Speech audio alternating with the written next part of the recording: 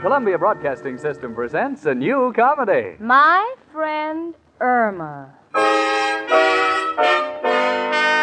Starring Marie Wilson as Irma and Kathy Lewis as Jane, with John Brown as Al and Leif Erikson as Richard.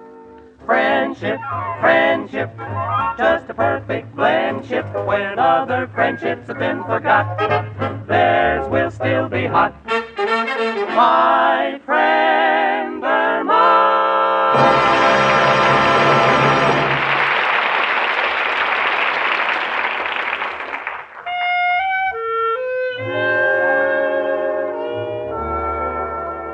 You know, they say that knowledge is like the strong bow of a sturdy ship. That's true. I live with the wreck of the Hesperus. My friend Irma. Let me describe her to you. She's 5'2" with blonde hair and brown eyes, pretty little nose. Likes to wear low heels because they go so well with her IQ. Now, don't get me wrong, I love Irma. She's sweet and she's kind, and there are times when, well, for instance, the other night we just finished dinner and I said, Irma, why are you bringing that bag of garbage back into the apartment? And Irma said, well, they don't collect it until morning, and I don't want anybody to steal it. You see what I mean? It's nothing to laugh at. Could happen to you. But it happened to me. Right now, for instance, I've got another problem. Irma is a bit of a hypochondriac. Right now, she thinks she's sick. She's lying stretched out on the sofa with an ice bag on her head and a hot water bottle at her feet. Irma doesn't know what she has, but whatever it is, she's going to stop it at both ends. Irma, honey, what do you think is wrong with you now? Oh, Jane, I don't know, but when I woke up this morning, my arm was stiff. Well, so what, honey? You probably slept on it and fell asleep. Is that normal? One arm asleep, the other raring to go? No, Jane. I've got symptoms. Oh, Irma Peterson, will you stop this nonsense? There's nothing wrong with you. You're as well as I am. Oh, you'll regret those words when you have to bury a healthy woman. Irma, you're ridiculous. You're laughable. Yes? Well, they laughed at Thomas Edison, and he's dead. Honey, what makes you so sure that you're sick? Well, I'm breaking out in a cold sweat, and I see spots in front of my eyes. Irma, the ice bag is leaking, and your mascara is running. Well, don't try to make me feel good when I know I'm dying. Now, let me see. What shall I wear? Where? What are you talking about? Well, Jane, I want to look nice when my time comes. I think I'll wear an evening gown. No, on second thought, I don't want to go formal. Come in. Oh, hello, Richard. Hello, Jane. Say, Irma, what's the matter with you? Oh, Richard, I've no strength. My vitality feels like a sap. Well, don't bother with Irma, Richard. She's got another one of her imaginary ailments. Which one? I don't know. We've run out of names. Jane, you're not trying. Jane, I've got some good news for you. We've hired a new branch manager at our Chicago office, and the company wants you to go there to familiarize him with our procedure. Me? Mm-hmm. To Chicago? Oh, that's wonderful. Irma, did you hear? Oh, yes, Jane, you're going to Chicago. Oh, how lucky for you. You'll see the stockyards and the Eiffel... and the Eiffel Tower. That's in Paris. The stockyards? No, the Eiffel Tower. Oh, what's the difference? Richard, when do I leave? Tomorrow morning. Now, you get a plane out of here at 5 o'clock at LaGuardia Airport. Yeah. And all the arrangements have been made for you. Oh, gee. Richard, you're the nicest boss a girl ever had. I hope I'll handle it all right. You'll do a wonderful job, Jane. That's because you're sweet. And prejudiced. Goodbye, and have a pleasant trip. Goodbye, Irma. Keep well. Stay as sick as you are.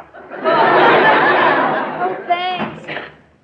Gee, Jane, you're going to Chicago, and you won't be here to take care of me. I'll have to call up Chicago to see what my temperature is. Irma, will you stop this nonsense? You know, if I thought for 1 minute that you were really sick, I'd cancel my trip and I'd stay home and nurse you back to health. But I will not put up with a hypochondriac. It's all in your mind. Well, Jane, go if you wish. Far be it from me to stop you. But when you come back and find an empty chair, I won't be in it. How will I know? Now listen to me. Will you help me pack and stop this death scene from Camille? You're perfectly healthy, honey, and if you get lonely, there's always Al. Dear old unemployed Al. Jane, please don't mention Al. You see, Al and I could never be married now. I'm not well, and Al has principles. He would never allow himself to be supported by a sick woman. That must be the Grim Reaper calling for me. Oh, stop. Come in. Hiya, chicken. It's not the Reaper, but believe me, it's pretty grim. Hey, take it easy on me, Janie. It's been a murderous day. Gee, what happened, Al, honey? Got called down by the income tax people. Something wrong with my return. Well, that's ridiculous. You haven't had a steady job for years. Yeah, well, they're not quibbling about the income. It's the deductions. They want to know about that buck I gave to the Democratic Committee. Oh, well, what about it? I put President Truman down as a dependent. Hey, chicken, what are you doing squandering money? Every time I see you, you got a new hat on. Al, this is an ice bag. Honey, you ain't sick, are you? No, Al, no. Irma's not sick. She just thinks she is. But I haven't got the time to pamper her. I'm leaving tomorrow morning for Chicago. Chicago? Uh-huh. Wonderful city. Yeah. Used to have a pal there. He was a night worker at the stockyards. But he got fired. Why? Used to count sheep and fall asleep. You look him up, will you? Great feller. All wool and a yard wide. Yeah. Fine. I'll have him up for tea. Al, will you please get Irma to stop acting like a child? I've got to go out and buy some luggage. I'll be seeing you. Al, What, chicken? I think I'm dying. I've stopped breathing. Chicken, the ice bag just slipped over your nose. There's nothing wrong with you. It's all in your mind. All in my mind? Why, certainly, honey. The mind is very tricky, you know. Let me describe the human brain to you. The brain is located midway between your head. And it's tied at both ends by the ears. This is known as the Erie Canal. Now, your entire brain is protected by a milky fluid. And when too much of this collects in one place, you lose your memory. Oh, yes, I've heard of that. It's called milk of amnesia.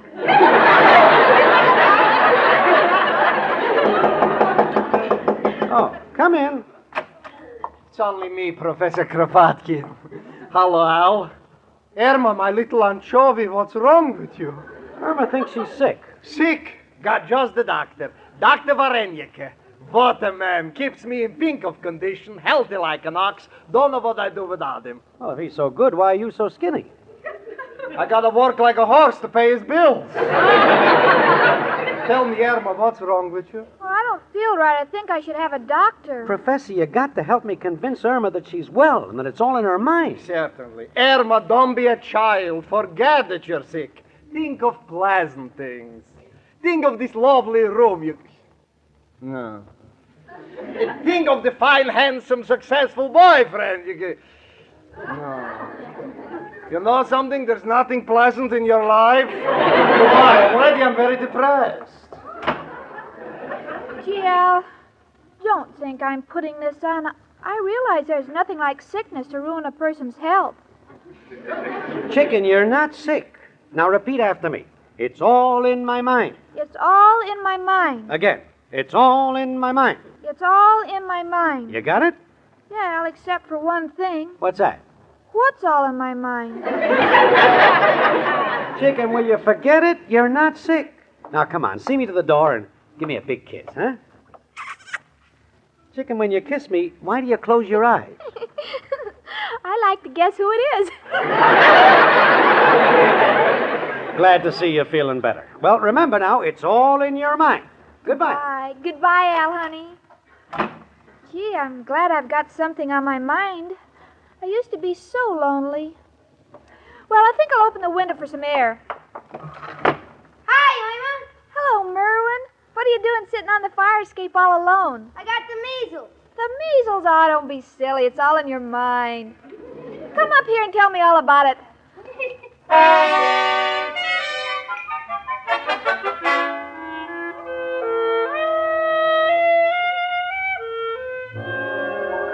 Well, I finished all my shopping, and I'm all set to go to Chicago. Gee, you know, I'm going to miss Irma. I'd like to take her along, but I can't.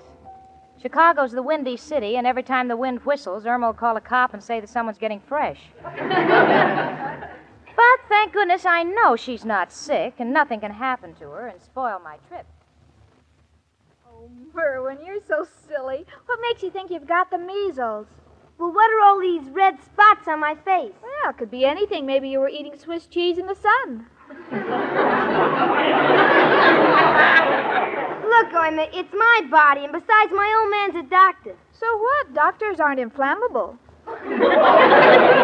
Would you start over again, Irma? You lost me. Well, all right. I'll explain it to you because you're a child. You see, Merwin, your brain is covered with a milky substance which comes from the Erie Canal. I gotta straighten you out, Irma. You're in left field, believe me. I have measles, which is an infectious malady characterized by the appearance of a peculiar eruption and catarrh of the head. A 2-week period of incubation is followed by chills, fever, and dusky red eruptions in the form of crescentic groups. Is that the way to talk to your elders? Hello, Irma. Jane, you know Merwin. Yeah, sure. Tell me, honey, how do you feel? Oh, I feel fine, but Merwin here thinks he has measles. Tell him it's all in his mind. What? Oh. No. No. No. See, Merwin, Jane says no. No. No, you haven't got measles. Irma, What, Jane? can't you see Merwin has got the measles? Jane, you forget your own words. It's only in his mind, except on him a little leaked out.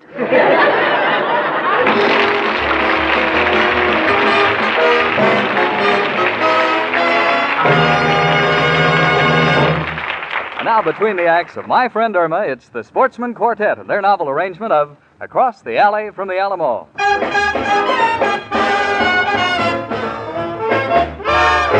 Across the alley from the Alamo lived a pinto pony and a Navajo who sang a sort of Indian hi-de-ho to the people passing by. The pinto spent his time in swishing flies, and the Navajo watched the lazy skies, and very rarely did they ever rest their eyes on the people passing by. One day they went a-walking along the railroad track. They were swishing, not looking, toot-toot, they never came back. Across the alley from the Alamo, when the summer sun decides to settle low, a fly sings an Indian hi-de-ho to the people passing by. Ugh, ugh, how? Across some alley from a Alamo, no livin' pony and no Navajo, no sing-a-man Indian hi-de-ho to them people a-passin' by. How? Bye. How? Bye. Bye. How? One day take 'em walk along 'em iron horse track. They swish 'em, not look 'em, toot toot, ugh, never come back. Across a alley from a Alamo in a lovely starlight's tender glow. If I sing 'em Indian hi-de-ho to 'em people pass 'em by. Now way far off in happy hunting grounds live a pony and a Navajo safe and sound. They sing 'em, dance 'em, round and round with 'em angels pass on by.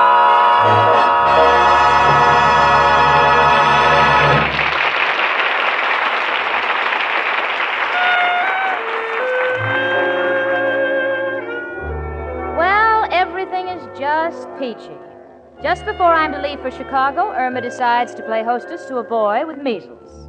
Oh, that's what I love about Irma. She never goes out looking for trouble. She brings it right into the house. So I called Dr. Miller and I explained the situation to him, and he told me not to worry. He didn't know whether I'd gotten the measles or not.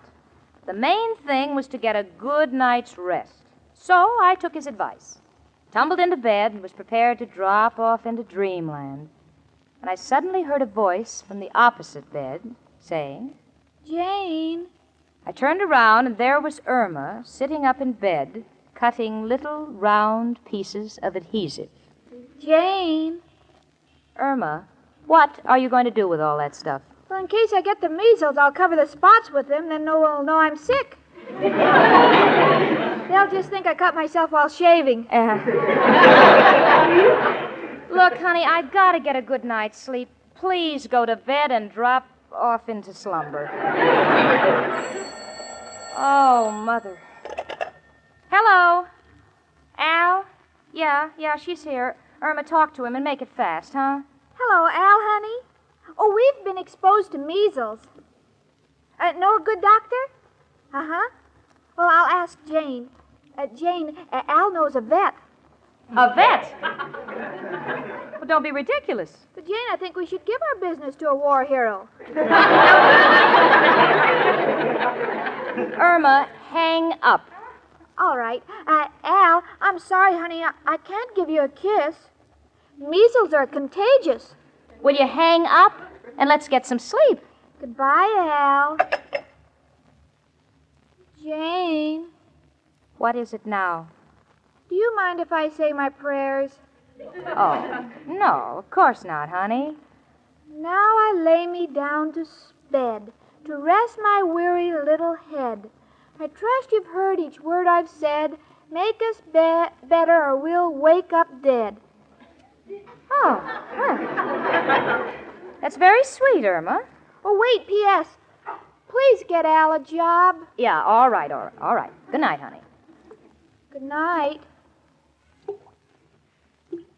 Jane. Bloop, bleep, bleep, bloop. Irma, what are you blooping about? Well, the water's dripping in the basin. I can't sleep. Well, you used it last. You shut it off. I'm too tired to get out of bed. Yeah. Well, just dream you're at Niagara Falls and it won't bother you. All right. Oh, Jane. Did you try dreaming about Niagara Falls? Yes, I did. We got a room at a hotel, but the water dripped and I couldn't sleep. All right. I'll shut it off. Good night. Jane. Irma, what is it now? I can't sleep with the window open. Well, I can't sleep with the window closed. Good night. Jane. Jane, are you asleep? Irma. Irma, are you asleep?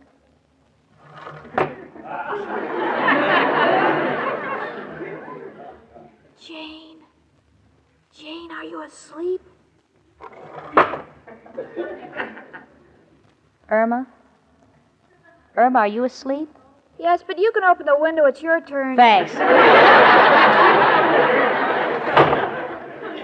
Good night. Good night. I will go out of my mind. Hello. What? What program am I listening to? Widow Brown Faces Life. It doesn't go on till Wednesday? I'll wait. Goodbye. Oh, if I don't get some sleep. What was that? Mr. Hogan upstairs just got home. Probably tight again. Yes, there goes his shoe. Yeah, there goes the other.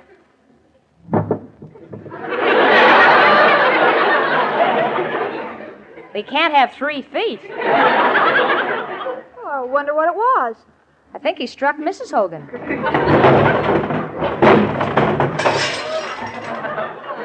I think she struck back.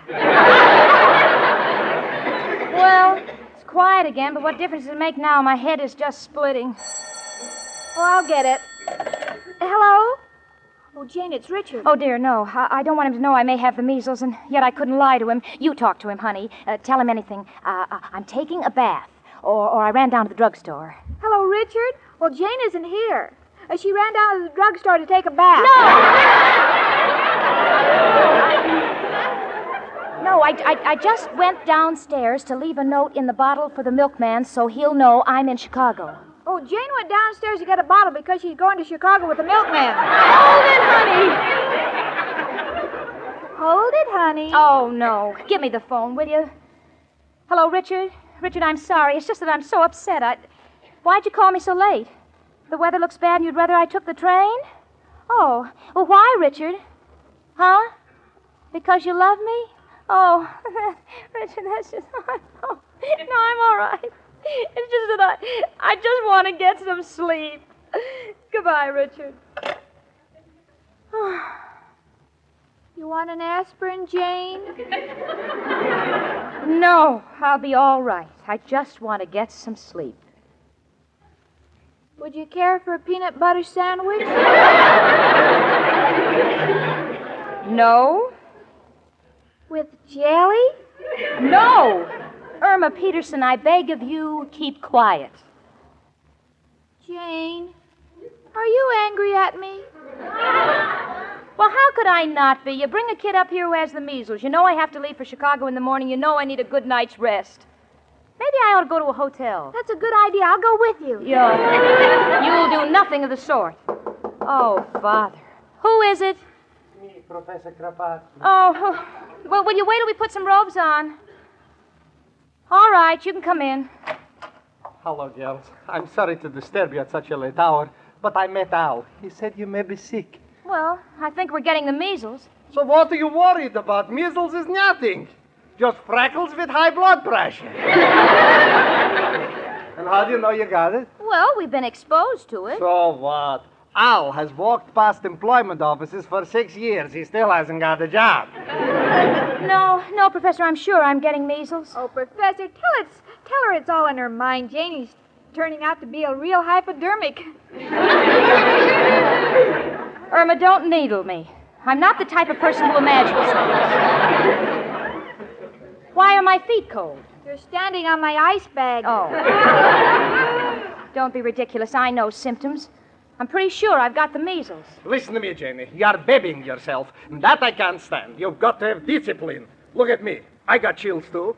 I got terrible headache. I got a pain in my back. You know something, girls? You're talking to a very sick man. I have to go to bed immediately. Good night. Irma, there's only one thing to do. It's the only decent thing to do. I've got to call Richard and explain this whole thing. Hello, Richard. Jane. Richard, I can't go to Chicago. I'm getting the measles. Don't you dare say it's in my mind. Richard, please, you're not talking to Irma. I don't imagine things. Well, goodbye, Richard. Here's a kiss for good luck. Oh, Jane, don't kiss him. You know, measles are contagious. Just shake hands with him. Yeah, I'll do that. Good night, Richard. Oh, Irma, I better get into bed. Where's the rubbing alcohol? I loaned it to Al. He's entertaining friends. Oh, come in. Hello, Dr. Miller. Hello, girls. I just got back from the hospital. I want to apologize for not being able to see you sooner. Oh, well, Doctor, it's much too late. You see, I caught the measles from Merwin. That's what I wanted to tell you. Merwin is a hypochondriac. He has a strawberry rash, so he calls it measles. Only a strawberry rash? Yes. Oh, Irma, I feel like such a fool. Everything I said about you is true about me. Yes, only I'm younger. Yeah. Well, I've got to call up Richard and tell him I can go to Chicago after all. I don't understand. You see, Doctor, I told Jane it's all in her mind. Just like this morning, when I felt sick, they convinced me it was all in my mind. You were sick this morning? Yes, but it's only my imagination. Hello, Richard. Richard, I just called to tell you I have some wonderful news. Hold it, Jane. What is it, Doctor? I just took a look at Irma. She's got the measles. Richard? Oh, the wonderful news? See you in 2 weeks.